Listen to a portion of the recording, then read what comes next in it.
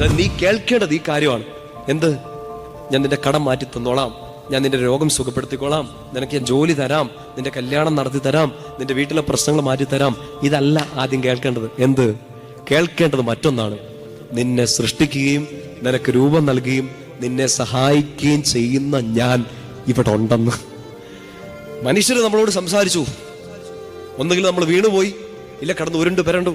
ആളുകൾ പറഞ്ഞ വാക്കുകൾ കേട്ട് നമ്മൾ തകർന്നു പോയിട്ടുണ്ട്, തളർന്നു പോയിട്ടുണ്ട്. ചില നമുക്ക് നഷ്ടപ്പെട്ടു പോയ ആത്മവിശ്വാസം ചിലപ്പോൾ ഒരു 5 മിനിറ്റ് സംഭാഷണത്തിൽ ആരിൽ നിന്നൊക്കെ കേട്ട് നമ്മൾ എഴുന്നേറ്റുണ്ടാവും. പക്ഷെ നമ്മൾ പിന്നെയും താഴോട്ട് പോയി. കാരണം നിന്നോട് സംസാരിച്ചത് നിന്നെ സൃഷ്ടിച്ച ആളല്ല, നിനക്ക് രൂപം നൽകിയ ആളല്ല. പക്ഷെ ഇന്ന് ഈ വചനം കേട്ടുകൊണ്ടിരിക്കുന്ന ഈ മണിക്കൂറുകളിൽ തന്നെ എന്റെ പ്രിയപ്പെട്ട സഹോദരങ്ങളെ, നിങ്ങൾ കേട്ടുകൊണ്ടിരിക്കുന്നത് അച്ഛനെ അല്ല. നിങ്ങൾ കേട്ടുകൊണ്ടിരിക്കുന്ന ഈ വചനം നിന്നെ സൃഷ്ടിക്കുകയും നിനക്ക് രൂപം നൽകുകയും നിന്നെ സഹായിക്കുകയും ചെയ്യുന്ന ജീവിക്കുന്ന കർത്താവിന്റെ വാക്കാണ്.